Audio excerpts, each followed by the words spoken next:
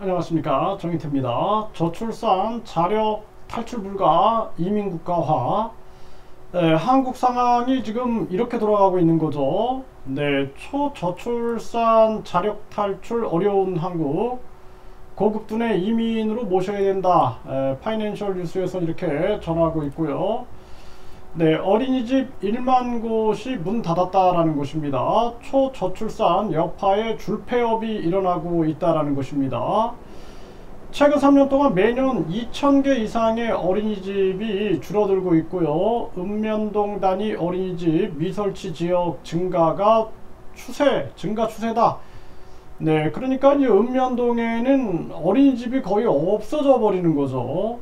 네, 그렇기 때문에 이 지방 소멸이 더 가속화될 수밖에 없는 그러한 상황으로 가고 있고요. 외국인 가사도우미를 검토한다. 저출산 해소 여부. 이 물음표. 저출산 해소에 무슨 외국인 가사도우미가 저출산 문제가 해결이 되겠습니까? 네, 이거는 해결될 수 있는 부분이 아니다. 저는 그렇게 보고 있어요. 그런데 이 외국인 가사도우미에 대한 최저임금 제도는 폐지해야 된다. 저는 그렇게 보고 있습니다. 그 부분은 제가 영상을 통해서도 여러 번 말씀을 드렸는데 계속해서 또 영상을 만들어 올려드리겠습니다. 네, 인구 소멸 지자체들 외국인 이민 꺼냈다라는 거죠. 세계일보가 전하고 있고요. 228개 시군 중에 59개 사라질 판이고요. 외국인 전담부서 설치 정책 발굴을 하고 있고요. 소멸위기 지자체들은 외국인 유치 경쟁을 하고 있다는 것입니다. 경기도는 생계비 등 명목 최대 100만원을 지원하고 내 외국인 소통 프로그램 실시, 편견 해소를 위해 노력하고 있고, 충북도 67억 원을 투입해서 등록 외국인 6만 명을 추진하고 있다는 것입니다. 광주는 고려인 마을 성공적인 정착 사례 꼽히고 있고, 28개 시군구는 지역 특화형 비자 사업 시행도 하고 있고요. 고사위기 지방대들도 유학생 유치 총력을 기울이고 있고, 교육부도 해외 인재 유치 전담기구를 꾸리고 있다는 것입니다. 네, 우수 유학생을 국내 취업, 정착 적극 지원하고 있는 이러한 모습이죠.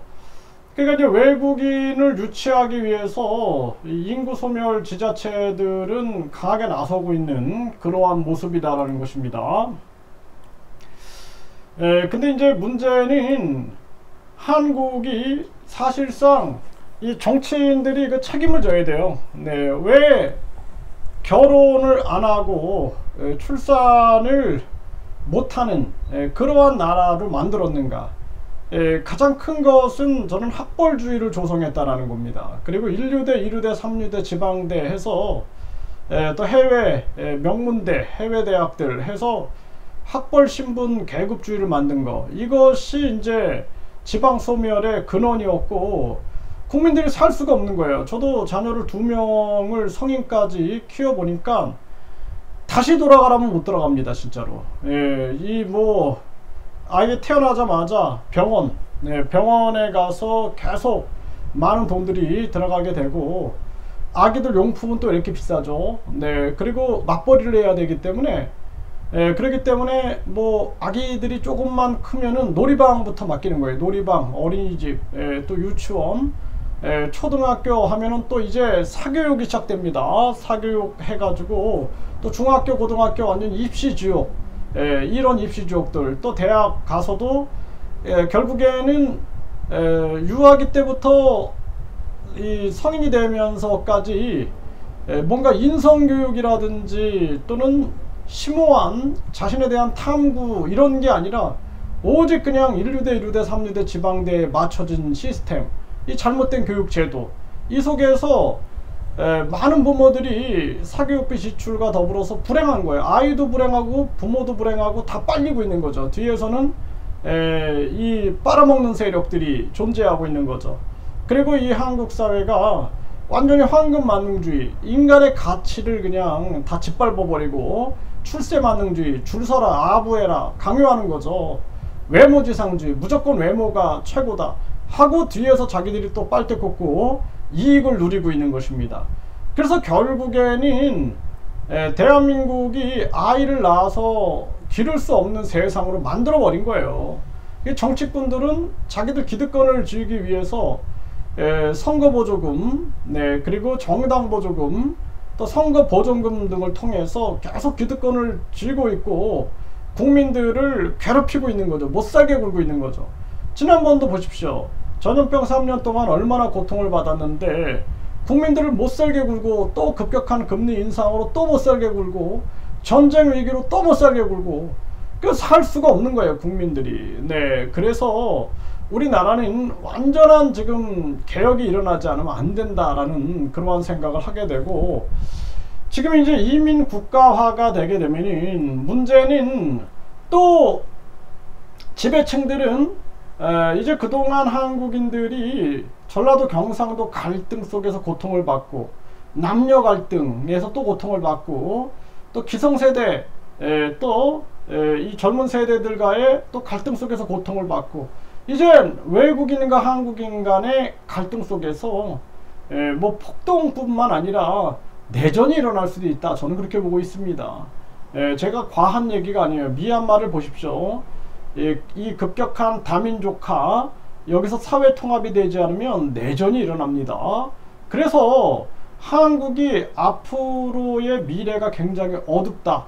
저는 그렇게 생각을 합니다. 제가 이번에 아세안 지역에 출장을 가서 그쪽의 물가가 3년 전과 동일한 상황을 보면서 깜짝 놀랐고, 그들이 탄탄하게 버티고 있는 농업, 그 식량 주권, 그리고 공급망, 이런 식량 공급망이 서민들의 이 먹거리 물가를 철저하게 받쳐주고 있구나 라는 것을 봤고, 그리고 한국은 완전히 비료값 문제, 또 사료값 문제 등으로 농촌이 붕괴되고, 농민들이 붕괴되고, 축산업자들이 붕괴되는 모습, 그리고 자영업자나 서민들이 붕괴되는 모습.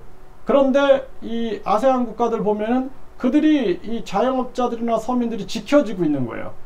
이런 걸 보면서 이 한국을 지배하는 권력자들이 과연 한국인들인가? 저들이 진짜 한국인들인가? 저는 의문이 들 때가 많습니다. 지금 저출산 자력 탈출이 불가하다 해가지고 이민 국가화 시키는데, 저 지배층들이 진짜 한국인들이 맞을까? 저는 그런 의문을 갖게 됩니다.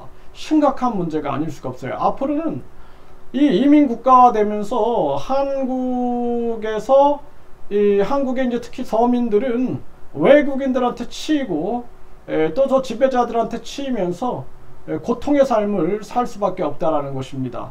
심각한 문제가 아닐 수가 없습니다. 이거 우리 국민들이 더 늦기 전에 빨리 외국인 투표권을 폐지시키고, 그리고 최저임금 제도를 폐지하고 국민 권익금 제도를 실시해서 대한민국을 개혁하고 혁명하지 않으면 안 된다. 저는 그렇게 생각을 합니다.